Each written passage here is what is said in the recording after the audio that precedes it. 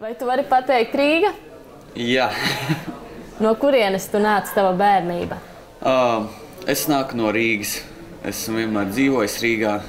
Un esmu nodzīvojis ļoti ilgus gadus vienā vietā, Purvciemā konkrētāk. Un, jā, tā kā esmu līdz galam rīdzinieks, lai gan pēc manas izrunas un pēc maniem burtiem, platajiem un šaurajiem, kurus laikam izrunāju nepareizi, es nezinu, bet ja pēc tiem tā skatās, laikam neesmu, bet tā esmu ļoti ilgi nodzīvojis Rīgā, joprojām dzīvoju Rīgā. Var teikt, tas ir tāds rajončika puika, ne centrs? Laikam jau. Nu, es neteiktu, ka tāds rajončika puika uzreiz ir tāds stereotips parādās, tāds džekiņš. Es sevi neasociētu ar to, es neteiktu, ka esmu no rajona gluži. Bet jā, no Purvciem, no tās puses. Tas laikam par kaut ko, nu, tas laikam dod kaut kādas īpašības vai kaut ko tādu, bet es neteiktu, ka šī vide, kurā es uzturējos, Purvciems, teiksim, ka viņa mani izveidoja kaut kādā. Viņa deva man visādas pieredzes, bet tā, ka es viņai pielāgotos vai ka viņa mani veidotu, es to īsti neteiktu, ka tā būtu. Nu, es salīdzinoši ātri, es ap 14 gadiem sāku aizrauties tieši ar repu. Un tad viss pārvērtās, tad viss bija tajā repa ēnā, tā kā viss, ko es darīju, bija repa ēnā. Teiksim, savulaik ar vienu manu čomu uzzīmējām Wu-Tang zīmes trojkā, jo tas likās svarīgi to izdarīt, tad tur vēl kaut ko paķēpāt. Un tā kā, ņemot vērā, ka reps laiku runāja par ielām un par dzīvošanu ielās, nebija tā, ka gluži mēs bijām no ielām, bet mēs viņās daudz laika pavadījām.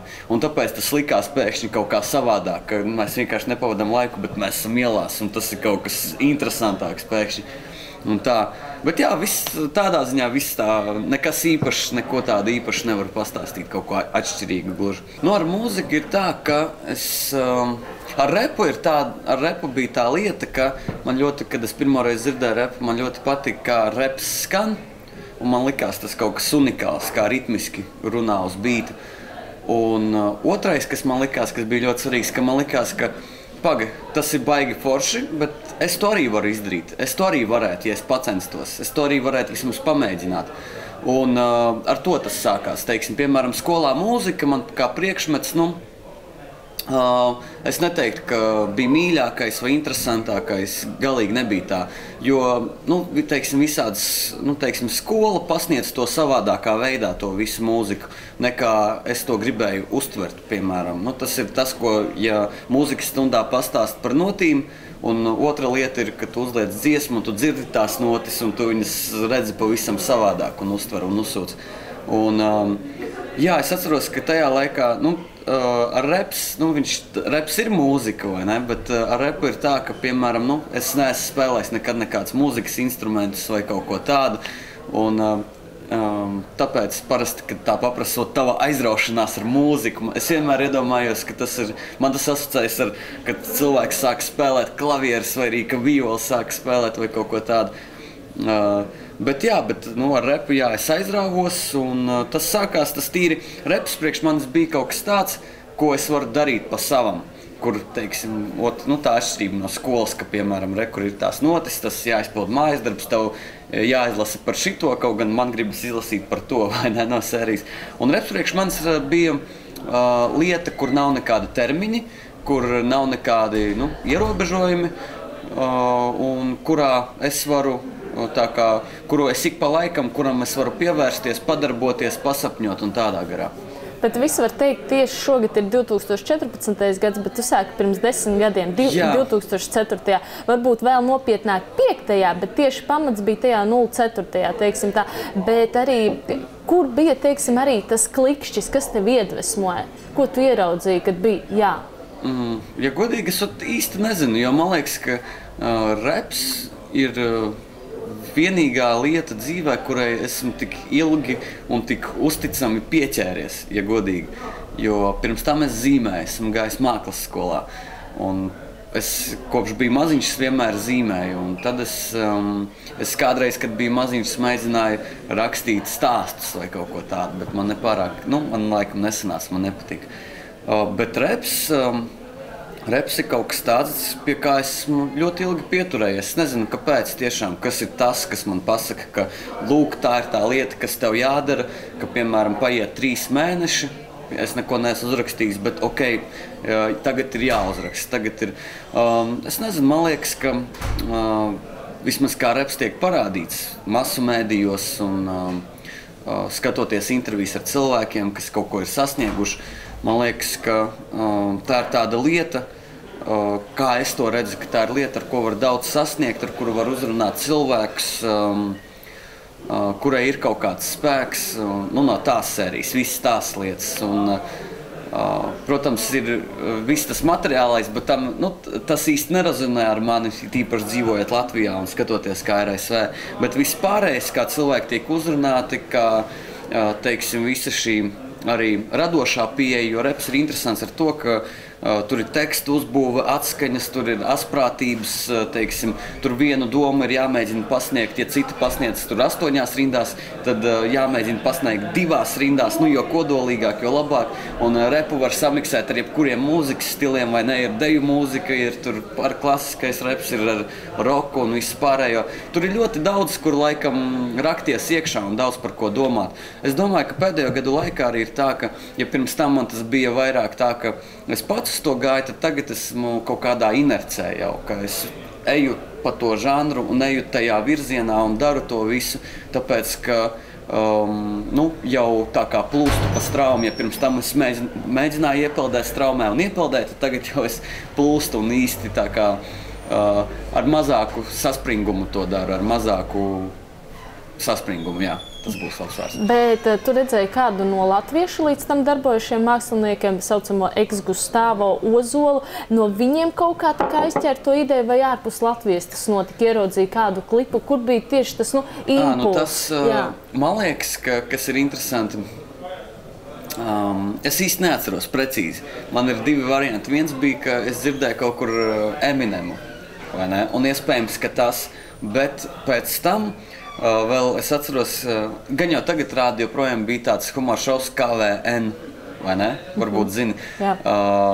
Un viņiem tur bija, kaut kad viņš gāja pa televizoru, un es atceros, ka tur bija viena performance, kur viņi repojusi kaut kādu Eminema beatu, un skanēja tīri ok priekš, kad tas bija ap to laiku. Un man liekas, ka tas bija viens no tiem momentiem, jo tas bija tā kā Eminems, ko esmu dzirdējis, kas bija baigi tā spēcīgi, un pēc tam tas KVN kaut kāds raidījums, kur es redzu, ka cilvēki skaita, kā jokojot, piedaroties, un man pēkšņi bija tas klikšķis, paga, es arī tad varu pamēģināt. Un, protams, arī es atceros, runājot par latviešu mūziku, ir tā, ka es sākumā rakstīju angliski, kad es tā kā biju sīks, un es latviešu mūziku vispār neklausījos, jo es atceros kaut kad ļoti sen, vismaz man bija tāda attieksme pret latviešu mūziku, ka tā ir latviešu mūzika, ka tas ir tāds, kaut kas tāds, latviešu mūzika. Tāda kaut kāda nepatīkama garša bija to pasakot. Un tad es iegāju lapā hiphopz.lv, un tur bija pieejams STA labais puika, tur bija pieejams saviem vārdiem STA dziesmu, kas vispār bija bumba, rupi izsakoties. Un pēkšņi es kaut kā uzsēdos tā latviešu repa, un latviešu repam bija tas, ka tas ir savs, tas ir kaut kas, par ko kā tu uzvalc platas bikses, tu redzi citu džeku ar platām biksēm, un viņš uzreiz ir savējais, kā tu redzi. Jo es sāku klausīties, un man bija tāda sajūta, ka viņi visi, jo citi nezināja, par ko, man liekas, ka citi nezināja par LV repu, bet es zināju, un tad es meklēju citus, kas zina, jo manā lokā īsti neviena tāda nebija. Iepazinos ar Skuteli, un pie Skuteļa varēja ierakstīt albumu, un es izmantoju šo iespēju, ierakstīju albumu Jellē, man bija tāds 2007. gadā. Un tā tas pamazām, un pirms tam viņiem, es piemēram PKI Vol 1 izlasi pirmo braucu uz 115 un pirku, es tad nevienu nepazināju no izpildītājiem, bet tas arī bija, tas bija fantastisks process, aizbraukt, ir tas mazais veicītis, neviens cits nezina par to veikalu. Andreja Upīša ielā. Jā, 115, jā. Kad ejot no centra kreisajā pusē. Jā. Un tur bija forši iet, un kad tu zini, ieej tajā veikalā, un tur tieši uz letē stāv tas disks, un Jā, tas viss bija tā ļoti īpaši, ļoti kaut kas savs un jā, kaut kas savs tāds bija. Bet paši pirmie gabali tev arī tapa mājās un kasetē. Jā, tapa kasetē, man joprojām mājās ir kasete. Bija maģis ar mazo mikrofonu atveri, un tad tur vajadzēja likt, es liku austiņu virsū, uz tā mikrofona ne pavisam virsū, bet tā daļai, lai ierakstās iekšās beats. Un pats skaitīju vēl virsū, un tad mēģināju tur tos skaļumus, lai viss labi skan un tā. Bet, jā, sākumā caur maģi. Pēc tam es saņēmos un pamēģināju nopirkt mikrofonu. Man bija kompis, bet es kaut kā īsti neticēju, ka es varu pievienot mikrofonu pie datora un reāli ierakstīt. Un tas vispār man atvēra iespēju, likt dziesmas internetā, un tas vispār izmainīja manu dzīvi. Tavs kosmos. Kalda? Nosacīt tavs vietējais kosmos tas bija. Jā, tas bija tā, jo es domāju, ka, diez vai tiešām var tā pievienot un ierakstīt, un bija, jā, tiešām tā var pievienot un ierakstīt, un tad aizgāja, tad tas uzreiz atvēra. Es atceros, ka es liku savas angļu valodā dziesmas, laikam pirmās SoundClick tādā lapā, un kad es, un tur bija klausījuma statistika, un kad es redzēju, ka ir kādi 5 cilvēki noklausījušies, man tas vienkārši arī, tas bija vēl viens sprādziens, izmainīja manu pasauli. Jo, tas likās tik, ja tu visu laiku raksti mājās iekšā un nevienam īsti nedod klausīties, un pēc tam ir tāda iespēja, ka tu lūk tas, ko es ierakstīju mājās, ielikt, un kaut kādi cilvēki, kurus nepazīsti, to dzird, tas ir fantastiski tā kā, un tie 5 cilvēki bija, sprādziens. Par ko bija pirmā dziesma? Pati pirmā es īsti nezinu, bet es zinu, ka es nedaudz rakstīju šo to par datoratkarību. Tāda tēma man likās aktuāla. Man bija kaut kas tas uzrakstīts par saslimšanu, kad brauc transportā un saslimsti vai kaut ko tādu. Par ko vēl? Es nezinu par tādām tēmām, par tādām diezgan negluži bērnišķīgām, bet es nesen arī domāju par to, ka, kad sāc pievērsties tam repam un sāc rakstīt, tad pēkšņi ir ļoti pirmā barjera, kam jātiek pāri, ir izdomāt, par ko rakstīt. Tagad, piemēram, man nav, ka es, sēžu un domāju, es gribu uzrakstīt, man nav par ko rakstīt un ka pilnīgi jāmeklē tēmu, tur jāatver vārnīca un kāds vārds jāizvēlas. Bet sākumā tā tiešām bija, ka tu sēdi, es gribu rakstīt, bet par ko rakstīt? Un tad sēdi un domā un mēģini izrupties līdz tai tēmai, kura liekas, par kuru varētu būt vērts rakstīt. Tas ir baigi interesanti, ka tieši šī lieta, par ko rakstīt, šis jautājums, viņš ir ar laiku pilnīgi izzudis radošajā procesā. Un man liekas, tas ir viens no rādītājiem, ka tu esi, kad tu zini, ko tu dari, tu zini, kāpēc tu to gribi darīt, tad par ko rakstīt un vispārējo, tad tas nav vispār jautājums. Tas ir tu apsēdies un noteikti kaut kas atradīsies, par ko uzrakstīt. Vai arī jau prātā noteikti sēž kaut kas, ko vajag izlikt uz papīra. Līdz šim esi izdevis 5 relīzes un arī dziesmas. Cik vispār tavā kontā tā kopēji ņemot ir dziesma? Dziesma.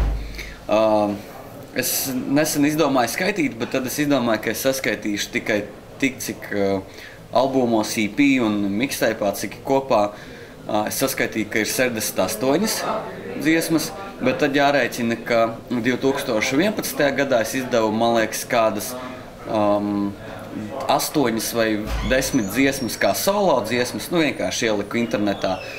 Un tad vēl jāskaita, ka es ik pa laikam esmu pa periodiem metis ārā solo dziesmas, kuras nekur nav tikušas relīzē. Es neteiktu, ka man varētu būt 100 dziesmas, bet es domāju, ka ir tuvu, kaut kur 90, apmēram tā. Un kādi ir biežākie, teiksim, tie tavi sadarbības kolēģi vai arī tavās relīzēs viesmāksliniekiem? Ar ko tu vairāk sadarbojies?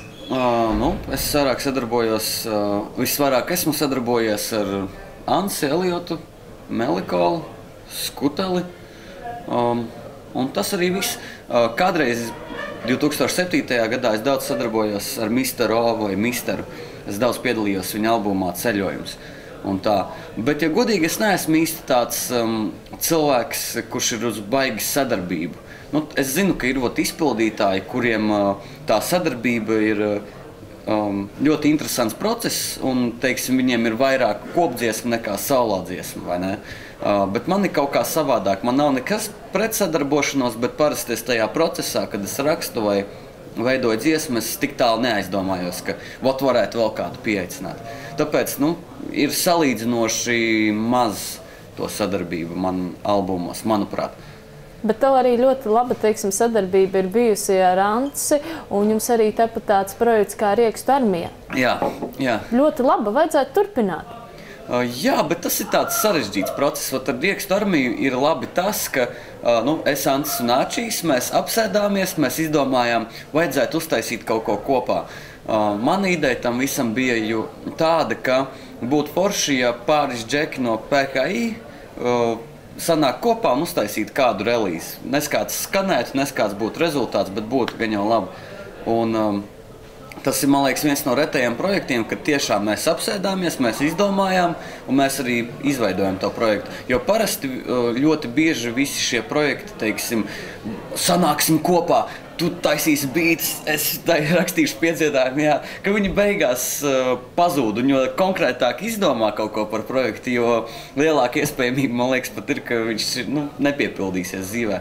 Tā kā tas bija tāds foršs rets notikums, bet, ja godīgi, man, piemēram, liekas, ka Riekstu armija, šis albums Mobilizācija, kas saucās, ja es nekļūdos.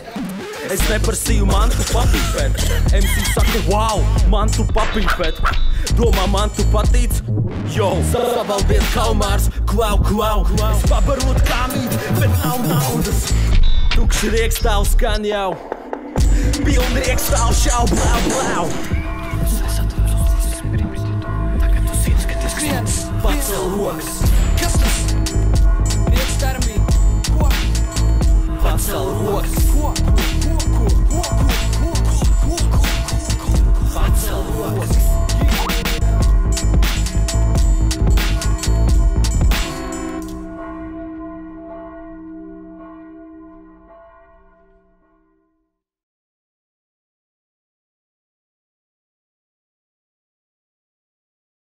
Man liekas, ka tas nav labākais, ko mēs varējām izdarīt. Man liekas, man neskapēc ir tāda sajūta, ka beati varēja būt labāki, ka teksti varētu būt labāki, ka, ja, piemēram, mēs vēlreiz pamēģinātu to izdarīt, tad varētu būt labāks rezultāts, es domāju. Es domāju, ka jums tas noteikti ir jādara, jo esot jūsu koncertos, redzēju, kā tauta pavelkas no jūsu vien enerģijas, ka jūs tur spridzinat. Jā, kad Ancis liec iekšā pūlī un reizēm pūls viņu nenoķerē. Jā, gadās dažādi ar tiem cilvēkiem.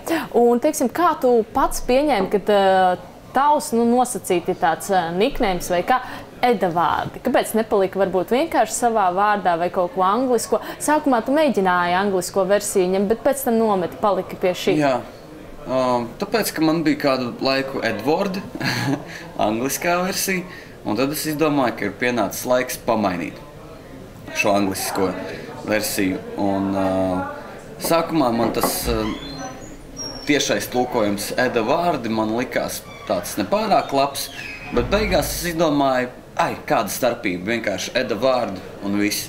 Man īsti neizdodas, man nav labu ideju parasti uz kaut kādiem nosaukumiem, piemēram, dziesmu nosaukumiem vai nikiem vai ko tādu. Tas ir žēl, jo varētu izdomāt, man liekas, foršāku niku. Bet man liekas, kas ir svarīgi ar šiem vārdiem, teiksim, piemēram, mums bija Riekstu armija, Lāzeri, Edavārdi. Man liekas, ka tas vārds, viņš tikai vārds, un, piemēram, to vārdu, man patīk, kā vārda nozīme, kā mēs mainām vārda nozīmi, darot to, ko mēs daram.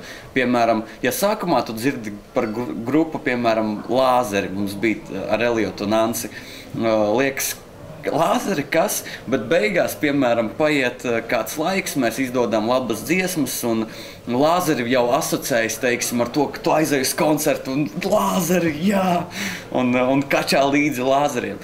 Un tas ir ļoti interesants process, un tāpēc vienīgais, ko es nožēloju par savu niku, ka es varēju viņu izdomāt varbūt nedaudz interesantāku. Piemēram, piemēram, es nezinu, sarkans galds es varētu būt, vai ne? Un iedomājies, ka ir sarkans galds, un pēc tur kaut kādiem gadiem visi runā, jā, tas taču ir sarkanais galds, vai tas ir sarkans galds. Viņam ir tik labas dziesmas, ka tas pilnīgi izmaina to, ka cilvēkiem sarkans galds būs krūts reperis, nevis sarkans galds, un tas ir interesants process un tā. Jā.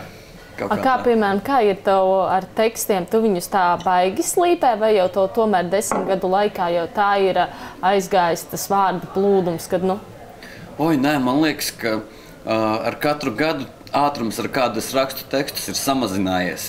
Jo arvien vairāk sēž iekšā tā vēlme, tas, nezinu, kas kaut kāds, vēlme, labi, sauksim to par vēlmi vai kaut kā savādāk, ka lai katra rinda, lai katras divas rindas būtu tādas, kur ir kaut kas pateikts, lai katras divas rindas būtu tādas, kuras var citēt, lai katras divas rindas būtu, lai divās rindās būtu kaut kas iekšā. Katrā es uzrakstu divas rindas, esmu izdomājis. Nākamā rinda, labi, jāsāk domāt. Es mazāk sev atļauju haltūrēt tā kā. Un dēļ tā, teksti tagad rakstās ļoti ilgi patiesībā. Ja kādreiz bija tā, ka es varēju uzrakstīt 40 rindas, kad skaita 40 rindas, tās ir rupi rēķinot kaut kādas 2 minūtes, kad ieskaiti, ka 40 rindas varēja sarakstīt, piemēram, 4 stundās vai arī pa nakti nosēžot, kad ir tiešām iedvesma. Tad tagad, piemēram, uzrakstīt tādas 40 rindas, kādas man patīk, ar vienu piegājienu es noteikti nevarētu. Es varētu pa 8, man liekas, sarakstīt. Katru reizi apsēžoties, sarakstīt 8 vai kaut kā tā. Un nav tāda sajūta, ka ir paškritika. Es neteiktu, ka tā ir baigā paškritika. Es vairāk teiktu, ka tā ir apziņa, ka es tiešām varu no sevis izdabūt kaut ko labu ārā. Un tāpēc, ja es uzlieku kaut ko tādu, kas nav pārāk labs, tad ir tā sajūta, vienmēr var izdzēst, vienmēr var izlabot, kas ir baigi labi. Un pārrakstīt uz kaut ko labāku. Kaut kā tā. Tas process, viņš ir lēnāks palicis, baigi interesanti. Klausoties tavas dziesmas arī, teiksim, ar atskaņām, kas ir ļoti, labi, kas var pavēlkt, cilvēkus koncertos, un arī jūtas tas vārdu krājums bagāts. Vai tu daudz lasi? Jā, par vārdu krājumu es arī esmu par to domājis, un daudz cilvēki saka, lūk, gribi vārdu krājumu, jālasa grāmatas. Es pēdējā laikā mēģinu daudz lasīt. Man patīk lasīt, un kad es biju maziņš, es daudz vairāk lasīju un interesējos par visu kaut ko. Bet ir tā, ka, piemēram, ikdienā es gluži neizmantoju tos vārdus, piemēram, kad es sēžu vai sarunājos ar kādu. Ikdienā nav nepieciešamība priekš tādu vārdu krājumu, bet rakstot ir tā, ka tu nevari atrast to vārdu. Tas viens vārds ir kaut kur zemapziņā. Un vienkārši tā sēžot un meklējot vārdus, kā izteikties, meklējot, rindā ir 3 zilbju vārds, un tev vajag to pašu pateikt ar 2 zilbju vārdu, tad uzreiz jāsēž un jādomā, kā. Tas tāds sarežģīts, bet interesants process. Un šajā procesā sanāk vilkt ārā no sevis visu laiku, ka pēkšņi sēdi un atceries kaut kādu vārdu, un tev pat liekas, ka vai es izdomāju to vārdu, vai tiešām tāds vārds ir, un tad vajag viņu uzgooglēt un paskatīties, vai tiešām. Tas ir tāds process, ka viss saglabājas, es pieļauju, ka ļoti daudz vārdu un visu, ko mēs izlasam, saglabājas zemapziņā. Un, teksta rakstīšana priekš manis ir tāds process, kad es velku ārā, kad es tā kā destilizēju, vai kā to var nosaukt, ārā to, kas ir sakrājies. Bet, piemēram, ikdienā un man nav tāda sajūta, ka tas ir tas varētu būt tīri dēļ tā, ka, piemēram, es pirms 10 gadiem esmu izlasījis vienu grāmatu, kur bija šis vārds, un kaut kā viņš man ir iekritis prātā, un tā. Bet es negribētu teikt, ka, lūk, ja cilvēks lasa grāmatu, tad uzreiz viņš runās labāk vai ar vairāk vārdiem, vai spēs kaut kā plašāk izteikties. Es tam īsti līdz galam neticu. Tu tikko arī tā pieskāries tādai lietai kā zemapziņa, vai tu arī lasi, piemēram, kādas garīgās grāmatas? Vienmēr sakot, vai tu iekačā karmu? Tas kačā karmu, man liekas, man sekos tagad kādu laiku. Forever? Garīgās grāmatas es nelasu. pašlaik esmu izlasījis savulaik Bībeli, jauno derību, to mazo grāmatiņu. Vienreiz man uz ielas ir iedevis Krišnaīts Krišnas biogrāfiju, to es arī izlasīju. Patiesībā diezgan interesants tas dzīves stāsts tam Krišnaīta kustības dibinātājiem. Es savulaik daudz lasīju grieķu mītus. Man ļoti patika grieķu mīti, viņi bija riktīgi interesanti. Un, ja godīgi, es baigi maz lasu kaut kādu tādu literatūru. Es par šīm lietām interesējos un tā, bet es vairāk skatos video par garīgajām tēmām varbūt, vai par lietām, kā var mainīt savu dzīvi un mainīt pasauli un cik daudz mēs ietekmējam visu. Par to es vairāk video skatos, bet jā, maz literatūras par to lasu. Video esi redzējis par Varanasi varbūt? Varanasi? Jā. Nē. Kas ir Varanasi? Varanasi Indijas tāda slavenākā pilsēta, ja tu gribi ieteicams tur braukt. Tur aizbrauc un tev ir apgaismība vai kaut kas tāds? Citi saka, ka viņiem ļoti atverās čakras, bet man liekas, tas ir katram individuāli. Bet arī runājot par tādu lietu un arī, vai tu vispār tici, teiksim, karmai un pārdzimšanai kā tādai? Es pēdējā laikā nedaudz par to domājis. Un es neteiktu tā, ka esmu pārliecināts, ka tā tiešām ir, lai varētu cilvēkam pateikt, jā, tā ir, rekur, tas ir tāpēc un tāpēc. Bet, teiksim, paskatoties uz kaut ko tādu, kā, piemēram, pieņem, ka skatījos to vienā raidījumā redzēt, ka laiks, ļoti liela iespējamība pastāv, ka laiks ir nevis plūstošs, kā plūstoša upe, bet kā sasalusi upe. Un ka ir tie punkti, ka viņi visi pastāv vienlaicīgi, vai ne? Un tā kā mēs vienkārši kustamies caur tiem punktiem laika kaut kā, it kā vienā virzienā. Un, man liekas, ja pastāv, teiksim, realitātes pilnīgi visas vienlaicīgi, piemēram, kur es esmu zemnieks 17. gadsimtā, kur es esmu piedzimis par 10 minūtēm ātrāk, kur es esmu kosmonauts 60. vai ne? Tad negribot tur laikam kaut kur tajā, ja tā ir, tad tur rodas tā nepieciešamība priekš pārdzimšanas. Kā mēs pārējām, teiksim, ja es biju 60. gadā kosmonauts, kāpēc tam es kļūstu par reperu Edavārdi, kurš ir 2014. gadā? Varbūt tāda lieta pastāv, es īsti nezinu. Bet par karmu runājot, jā, es domāju, ka, ja godīgi pēdējā laikā man nav tā, ka tādas acīm redzamas karmas sevi tā neizrāda, ka, piemēram, es varu apsēsties pateikt, lūk, tas ir tā, tāpēc, ka es toreiz tā izdarīju, vai, teiksim, tāpēc man tagad ir labi. Bet es uzskatu, ka, karma ir tāds loģisks savā ziņā cēloņu un seku ķēdīte, loģiski cēloņu seku ķēdīte, un kura ir ļoti plaša, kura, teiksim, mēs saprotam to, ka nometīs glāzi, viņi saplīsīs, teiksim, izdarīs to, tā būs slikti, bet laikam viņi arī darbojas daudz plašāk mūsu dzīvēs un tā, un kaut kā. Bet es nezinu pietiekami daudz, lai varētu tā pastāstīt, lai man būtu tāds stiprs viedoklis par to vēl. Es ceru, ka es uzzināšu pietiekami daudz, lai man būtu viedoklis par to. Jā, bet kā liekas, ir tā kā visums un līdzīgs pievelka līdzīgo, vai arī tāpēc ir Dievs un tāpēc veidojas dažādas reliģijas? Tu vairāk pieņem kaut kādus reliģiskos, teiksim, aspektus vai vienkārši to visuma par vienlīdzību, par pievilkšanos? Es domāju, es mēģinu pieņemt to, kas visloģiskāk liekas priekš manis, pastoties uz dzīvi un pastoties uz manu pieredzi un kā ir noticis. Un, es īsti, man liekas, ka, piemēram, kristietība, vai ne? Un par to viņa ir ļoti, tā ir ļoti maziņa, tur ir tās zināšanas, un viņas ir ļoti maziņā kastītā ieliktas, apmēram, neko nepaskaidrojot, apmēram, rekur, tev jātic šitam, jo tas tā, esi labs cilvēks, ja būs slikts degs ellē, ja būs, tas ir ļoti tāds, ļoti vienkāršs modelis, vai ne? Kaut gan cilvēkam ir jāpaskaidro, kāpēc tieši tu nonāksi ellē, vai ne? Vai kāpēc tu nonāksi paradīzē. Tas nav tik vienkārši, kā varbūt pasniedz. Un tāpēc es tagad mazāk liecos ticēt tam, ka ir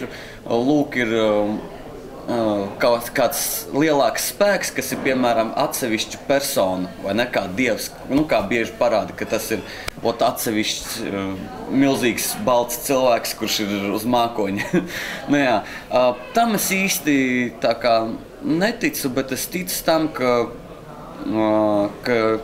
man liekas, ka to spēku, ka noteikti ir kaut kāds spēks, ir daudz spēki, kuri bet tavs spēks var pielīdzināt, varbūt, kas mūs ietekmē un maina un parāda dzīves ceļu vairāk kā ar dabas spēkiem, piemēram, kā ar upes straumi, vai arī ar viesuļvētru, vai arī ar, ar kaut ko tādu, vai ne? Un mēs esam tajā visā iekšā, un mēs kaut kā mēģinam darīt labi, mēģinam beigās sanāk slikti, tad mēs nevaram saprast, kāpēc ir slikti, un mēs vienkārši kuļamies pa to, ne kuļamies, bet ejam un mēģinam tā kā attīstīt sevi tajā visā, kas tas ir, es nezinu, kas tas ir. Un tā, kaut kā tā, es pašlaik skatos uz tādiem jautājumiem. Jā, viens ir, teiksim, tiešām tāds vairāk garīgais un kaut kas tāds astrālais, bet otrs realitāte paliek realitāte, ka mēs sēžam gandrīz pie sarkana galda, vai ne? Un tā, bet par naudu. Arī viens tāds aspekts, kas ir realitātē saistīts, tā ir nauda. Kā tev ir attiecības ar naudu? Man attiecības ar naudu. Man ir tā, ka, kad man vajag naudu, kad tiešām vajag priekš kaut kā, tad man viņa parādās. Man ir labas attiecības, manuprāt, ar naudu. Es īsti vēl nemāku viņu tā pietiekami labi pārvaldīt, un es to mācos tagad saprast, kāpēc ir šitā un šitā. Kur viņa aiziet, tas arī ļoti labi. To vajag vienmēr tā kā iemācīties, uzzināt, kur tā nauda aiziet. Bet man nav īsti, vismaz pēdējā gada laikā, nav īsti bijis tāda momenta, kad, teiksim, riktīgi vajag naudu, un tā arī viņa neatnāk. Man liekas, ka tāpēc man šķiet, ka man ir labas attiecības ar naudu, jo, kad man tiešām vajag, un es priekš kaut kā tiešām svarīga, tad kur pēkšņi pazvana kāds, pēkšņi parādās kāds piedāvājums, visādas tādas lietas, ka pēkšņi viss var savilkt galus kopā un viss kārtībā. Jā, bet es domāju, es mēģinu uzlabot savas attiecības ar naudu, lai beigās man viņas ir ļoti daudz. Un arī nereizi vien arī komentāros cilvēki ir jautājuši, vai Latvijā varat to hip-hopu nopelnīt? Var nopelnīt nepārāk daudz, laikam jau. Piemēram, var nopelnīt no koncertiem, vai ne? Var, teiksim, uztaisīt koncertu un, teiksim, var saņemt minimālo mēneša algu varbūt vairāk. Var izdot albumu un ielikt viņu par maksu un saņemt minimālo arī mēneša algu vai nedaudz vairāk. Un kaut ko var nopelnīt, bet labāk to naudiņu dabūt, kad jau ir kaut kāds cits papildus ienākuma avots. Es nezinu, vai īsti no tā dzīvot kā izpildītājiem tādā, ka es varu pateikt, mana profesija ir reperis, un pateicoties tam, es pelnu un sev iztiku. Teiksim, kur es sarakstīju šodien 2 repa dziesmas, un man esmu saņēmis savu algu. Tas tādiem žēl nav. Vai arī par labu, varbūt ir tieši labi, ka tas tā ir. Jo es kaut kur lasīju, ka, piemēram, ka dzīvē ir jābūt tā, ka dzīvē vienmēr būs kaut kas, ar ko tu pelni naudu, un vienmēr būs kaut kas, ar ko tu nepelni naudu, bet dari priekš sevis. Un ja pēkšņi tas, ko tu dari priekš sevis, kļūst par to, ar ko tu pelni naudu, tad tev jāmeklē kaut kas cits, ko tu dari vienkārši priekš sevis. Jo tas jau kļūst par darbu, tas jau tajā momentā, kad tas kļūst par darbu, tas tā lieta izmainās. Tāpēc, var, protams, skatīties, cik labi ir tas, ka ar to nevar nopelnīt, vai arī cik slikti. Man liekas, ka tas, var no dažādiem punktiem uz to skatīties. Bet, noteikti arī jāpajautā Ansim par to, kā ir pelnīt ar repu. Man liekas, ka viņš ir vienīgais pašlaik cilvēks, kurš dzīvo tikai no mūzikas un ir hip-hop pārstāvis tā kā. Bet viņam jau lielu plusu dod, ka viņam ir studija. Jā, Dirty Deal Audio, jā. Nu, jā, tas, jā, protams, kad nāk studija. Nu, tā arī ir ņemšanās ar mūziku un tādā gadā. Viņš jau arī tur producē, miksē, nu, papildus, ne tikai, teiksim, ka repo. Jā, bet, nu, tā tīri no repa, protams, nu, ir kā ir. Labi, viens ir, teiksim, nauda, bet otrs tomēr, kas jums arī ir, tā ir popularitāte. Un kā tu sadzīvo ar to? Nu, popularitāte. Labs jautājums. Nu, viņa izpaužās ar to, ka, piemēram, ja es aizēju Vecrīgā, nu, ir dažādi veidi, kā viņa izpaužās. Ka, piemēram, ja es aizēju Vecrīgā, citreiz nepārāk bieži, bet arī nepārāk reti varbūt tā, ka mēs atnākam, apsēžamies, un ir cilvēki, kas mūs pazīst, un ja viņi ir labi iedzēruši, tad viņi Eda vārdi, jā, Trans, man uztaisam bildi kopā, var ar jums, un tā. Un tad ir, teiksim, cits, piemēram, aspekts, ka, piemēram, kaut kādā citā vidē, vai ne, pienāk pēkšņi cilvēks klāt, vai arī, es dzirdēju tavas dziesmas, riktīgi patīk, un tad tu esi pārsteigts, ka, nu, tas cilvēks, kur ir dzirdējis. Nu jā, nu tie ir tādi, ir dažādas interesantas un netik interesantas situācijas, kad cilvēki ir redz un dzird un zina, ko tu dari. Un tas ir baigi forši. Man personīgi ir tā, ka man baigi neprasās. Nu, piemēram, ja es eju kaut kur atpūsties vai pasēdēt, es īsti nesēžu un negaidu. Nu, kad pie manis kāds pienāks un pateiks, ka jā, mana mūzika ir baigi labā. Tādā ziņā man tas nepārāk tā kā varbūt patīk, ja tā var izteikties. Bet, kas ir svarīgi, ka tie ir tie paši cilvēki, kuri atbalsta reāli to, ko mēs darām. Viņi reāli, tie ir tie cilvēki, kuri padod to tālāk, ieliek video savā galerijā, parāda citiem. Un man liekas, ka viņus vajag tiešām novērtēt. Nu, piemēram, šī pati TVNet balva, vai ne? Tas ir pateicoties lūk šiem cilvēkiem, kuri tic tam, ko es daru, un tic pietiekami daudz, lai nobalsot, un tic pietiekami daudz, lai viņiem būtu interesanti ar mani parunāt. Vai ne? Un es pēdējā laikā mēģinu sev to atgādināt visu laiku, jo man liekas, ka es gribu izdomāt kaut kādu labāku pieeju, kā komunicēt ar cilvēkiem, kuri atbalsta, lai tas nav tā, ka rekur esmu šitais te un rekur esat jūs, bet kaut kā komunicēt ar šiem cilvēkiem, jo viņi arī ir daļa no tā visa. Viņi būtībā koncertos viņi palīdz izpildīt dziesmas, vai ne? Ka tas ir tāds, ka tā ķēde ir atgriezeniska, man liekas, to ir, un saprast, kādā veidā tieši viņi ir atgriezeniski, kāpēc viņi ir atgriezeniski, tas, man liekas, ir svarīgi. Un to saprotot, es vēl to neesmu līdz galam sapratis un izdomājis, to saprotot, es spēšu, man liekas, daudz labāk novērtēt šos cilvēkus un tā kā izdomāt visādus veidus, kā viņiem pateikties par atbalstu. Bet vai 10 gadu laikā ir bijis kāds saucamais zvaigznīšu mirklis?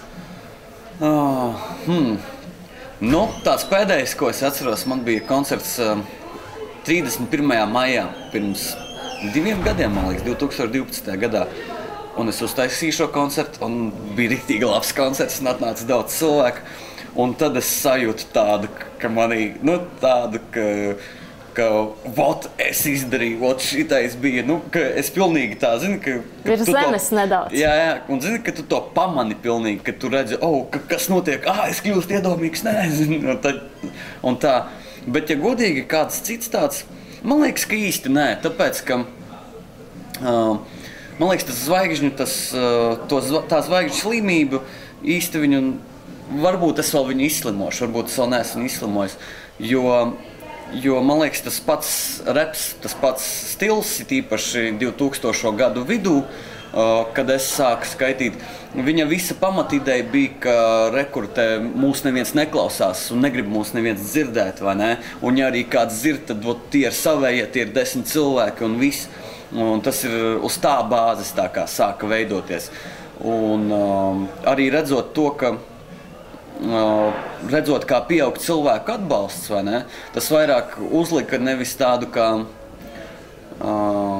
zvaigžņu slimība, bet atbildība lielāka. Jo tagad ir tā, ka ļoti daudz cilvēku klausās, ļoti daudz cilvēku pievērš tam uzmanību, un, piemēram, tagad būtu sliktākais brīdis, kad paņemt pauzi, vai ne, piemēram. Tagad būtu sliktākais brīdis, kad izdot kaut ko sliktu. Tieši tagad ir moments, kad jāmēģina darīt pēc iespējas labāk un kvalitatīvāk un iespējams arī vairāk. Un, tas uzliek vairāk tādu atbildību. Nav laika domāt par to, ka lūk, esmu izdarījis. Jo par zvaigžņu slimību runājot arī tas, ka man liekas, ka mēs esam uzauguši tajā sabiedrībā vai tajā vietā, kur mēs esam uzauguši. Es neesmu pārāk lepns vai neesmu bijis pārāk lepns pateikt, es esmu reperis. Vai ne? Apmēram, es tevi redzēju tur un tur, kāpēc tu tur biji, ko tu dari? Es esmu reperis. Tas nav tāpēc, ka man liekas, ka būt reperim ir kaut kas slikts, tas vairāk ir saistīts ar to, ka cilvēki nesaprot, ko patiesībā tas vārds nozīmē. Jo, ja tu pasaki cilvēkam, kas nav tajā visā, es esmu reperis, tad viņš padomās, un sāks kaut kāds klišejs spļaut ārā. Un tas arī nedaudz, man liekas, apstādināja to zvaigžņu slimības momentu. Ja, piemēram, es būtu atpazīstams dēļ, es nezinu kā, dēļ tā, ka es izgudroju ūdeņraža dzinēju, kurš, tas ir izgudrots, dēļ tā, ka es izdomāju dzinēju, kurš darbojas uz pozitīvām emocijām un spēj sasniegt gaismas ātrumu vai kaut ko tādu, tad man noteikti būtu zvaigžņu slimība. Tad to es varētu visiem teikt, ka rekur un tā, bet es mēģinu, piemēram, tādās vidēs, kur to neklausās mūzika un kur par to neinteresējās, arī, nevienam nepaziņoju un nepasaku, rekur esmu reperis, paklausies man dziesmu, rekur mans klips, un es to visu tā kā nerādu, es to atstāju, lai cilvēki paši, kam tas nepieciešams, kas to grib redzēt, lai viņi to atrod. Un arī šajā laikā noteikti ir arī bijuši kādi interesanti atgadījumi koncertā, nezinu, piemirstas vārdi, kaut kas aizķerās, miķis neskan. Jā, man bija prezentācija Nabaklabā, mixtapeam, es esmu šeit, un es uzkāpju uz skatuves, paņemu mikrofonu, un mikrofons neskan. Tā kā sāk skanēt jau muzons un vispārējais, un mikrofons neskan. Es kaut ko pabļaustos tajā mikrofonā, kaut ko skaņotāju, pagāja 5 minūtes, it kā lielais uznāciens, un mikrofons neskan.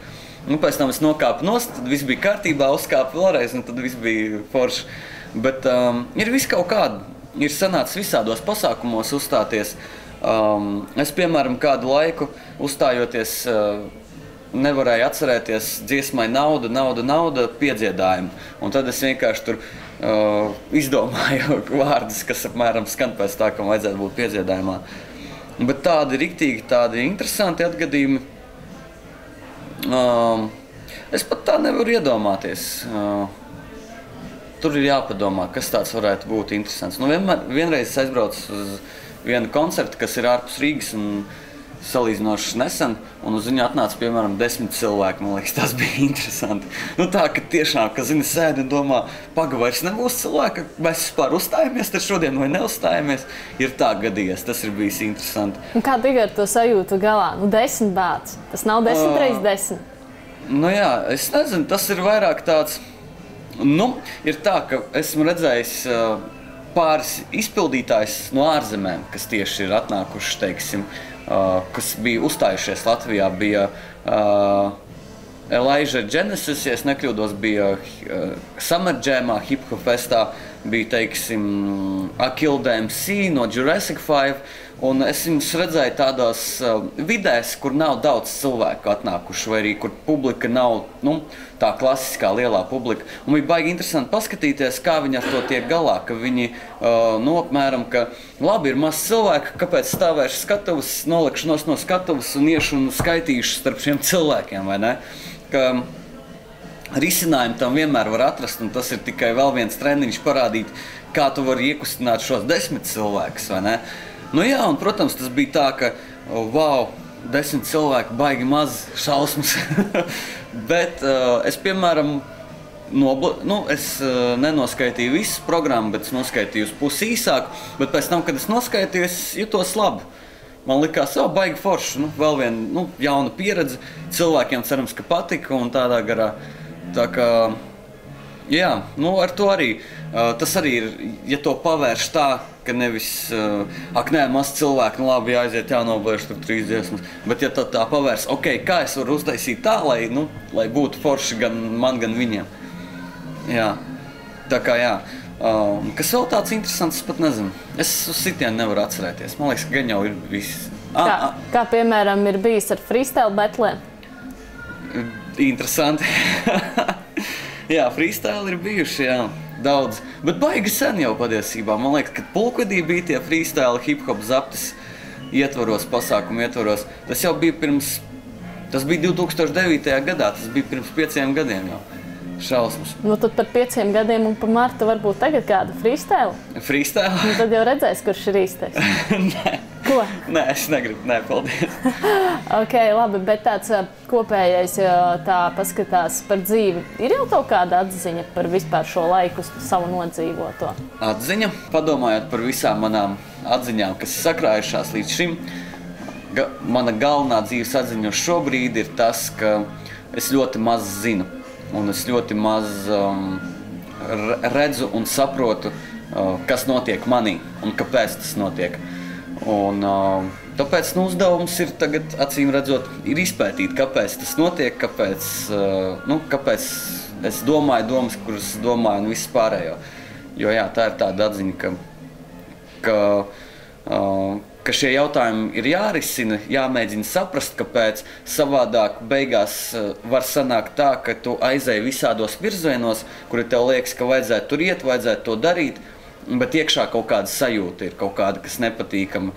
Un patiesībā es negribētu, lai es darītu kaut ko, kas man riktīgi nepatīk, un lai pēc 20 gadiem, cik es ilgi to daru, piemēram, es daru to 20 gadus, un pēkšņi man atnāk atziņa, ka es taču daru to, kas man nepatīk, es taču gribēju to, es taču varēju šitā. Es negribu, lai man tas ir 40 gados, tāpēc mēģinu jau laicīgi saprast un izdomāt, kāpēc un kā es darbojos. Jā, jo es neko nezinu. Un šo atziņu varbūt saīsināt ar to, ka mēs esam gatavi atzīties jebkurā momentā, ka mēs neko nezinām, bet mēs mācāmies no mūsu kļūdām tieši mācīties. Mēs mācāmies no mūsu kļūdām labi, ja vienreiz nedēļā pēc, ballītes, kad pamostamies un domājam, es vairs nekad tur nejaukšu to un to. Jā, tas ir interesanti, cik ātri mēs varam atzīt to, ka kļūdamies un cik lēni mēs saņemamies mācīties, cik ātri mēs varam saprast, pateikt, es neko nezinu, bet tas process, it kā pašsaprotam būtu, ka pēc tā, ka tu pasaki, es nezinu, tu sāc mācīties, bet mēs kaut kā, man un citiem, man liekas, cilvēkiem sanāk vairāk pateikt, es nezinu, un tas mācīšanās process ir vairāk, tā, ka viņš kā gliemezis lien klāt, un mēs pie viņa neejam. Jā. Nevelti ir tāda atziņa, mūžu dzīvo, mūžu mācies. Jā. Un ko tu vēlētos pateikt cilvēkiem? Cilvēkiem. Man jāskatās kamera. Cilvēki. Jā, es pateikšu, man liekas, šī ir laba atziņa, jau viņu pirms tam esmu teicis, bet man liekas, ka tas, kā jūs runājat ar citiem cilvēkiem, veido to, kādi jūs esat paši. Un es nesen sapratu, kāpēc, nevis nesen, bet es sapratu, kāpēc tā ir, jo bieži vien, ja cilvēks mums nāk, piemēram, ar agresivitāti vai ar kaut ko negatīvu, un ja mēs atbildam ar to pašu negatīvo, jo mums jāatbild ar to pašu, tad mēs zaudējam daļu no tā, kas mēs esam, mēs pielāgojamies tam otram, teiksim, cilvēkam. Tā kā jā, ir svarīgi atcerēties to, ka tas, ko mēs pasakam, kādā veidā mēs pasakam, tas ir neliela daļa no tā, vēl viens solis sevis veidošanā. Un vēl viena atziņa, ko es tikko atcerējos, ka svarīgākais ir summa, ka ir daudz darbību un visu kaut ko mēs daram, bet ir svarīgi saprast, kāda ir summa un kādu summu mēs vēlamies sasniegt beigās. Jo mēs ļoti daudz varam darīt visādas lietas, kuras it kā neko mūsu dzīvēs nemaina, bet pēc tam mēs pamostamies un tā. Un jā, un klausieties LV Repu, klausieties Eda Vārdus, Ansi, Dirty Deal Audio, Melikaus, Eliots, Picasso, visus pārējos.